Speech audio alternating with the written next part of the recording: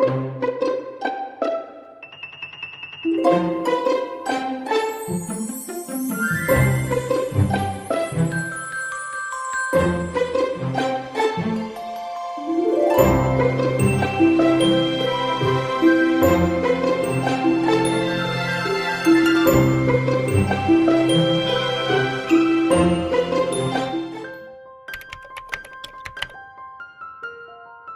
la actualidad hay 70,8 millones de personas de todo el mundo que han sido forzadas a abandonar su hogar, una cifra sin precedentes en la historia contemporánea.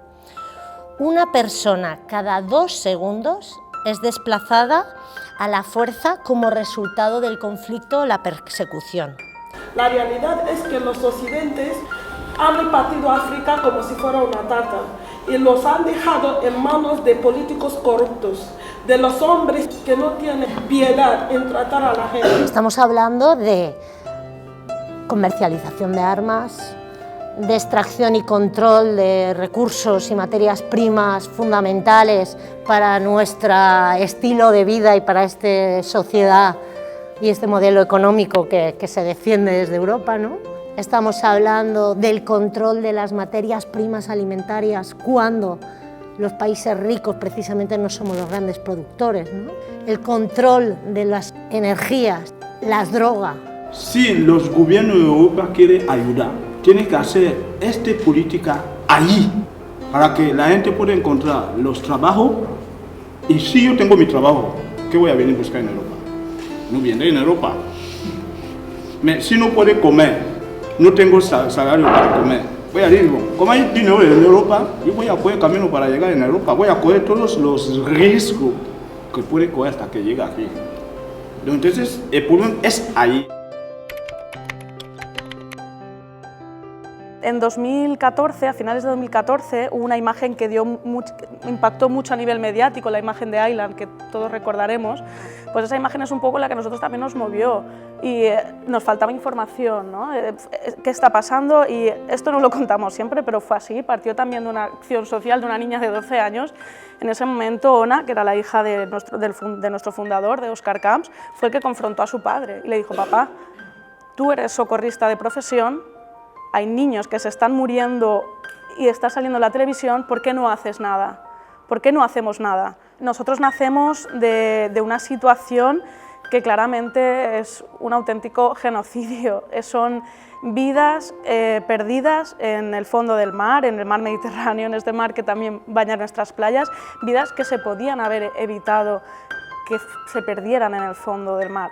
Los inmigrantes se pelean para salir ahí, en el mar se pelean para cruzar el mar y luego llegan aquí, se siguen peleando para sobrevivir. Al final son como unos...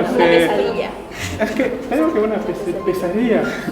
No sabemos por dónde tirar. Que lo que hacemos nosotros, al final, es intentar preservar un derecho fundamental que está recogido en la Declaración de Derechos Humanos, artículo número 3, el derecho a la vida. La primera vulneración es la privación del derecho de movimiento, ¿no? Con las personas que están ahí internadas, están privadas de libertad por una falta administrativa. Estamos convencidos que nuestra lucha es contra el racismo institucional. El CIE es una cárcel racista. El CIE de Valencia de Zapadores, que se encuentra, por las que no lo sepan, que se encuentra prácticamente en pleno centro, ¿no? Al lado de Rusafa, del barrio céntrico de Valencia, ¿no?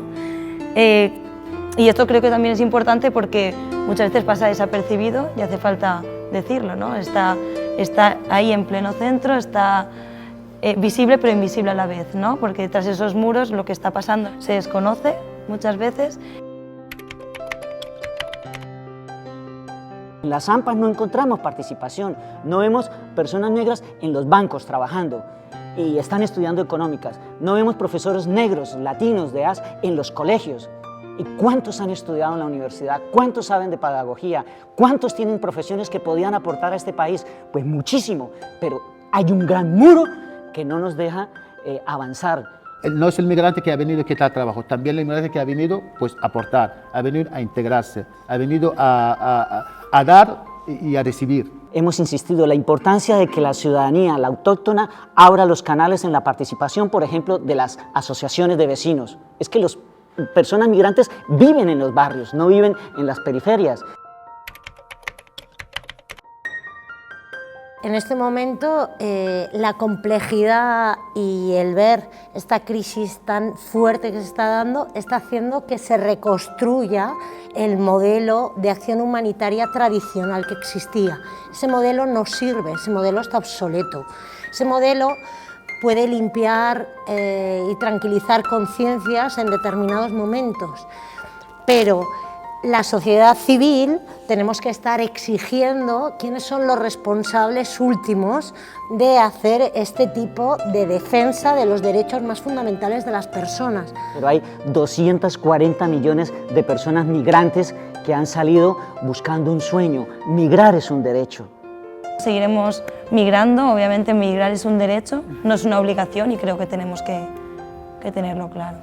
Uno de los antídotos contra la injusticia y la desigualdad es seguir conmovida permanentemente, no acostumbrarnos a las noticias, no inmunizarnos ante el dolor de la gente, no ser inmunes a todo ese dolor y poder de alguna manera organizar la rabia y socializar la alegría. A veces hay esperanza, a veces uno ve que el mundo está un poco descuadernado, parece que todo lo que hacemos no llegamos, pero a veces hay un hálito de esperanza en que las cosas pueden mejorar.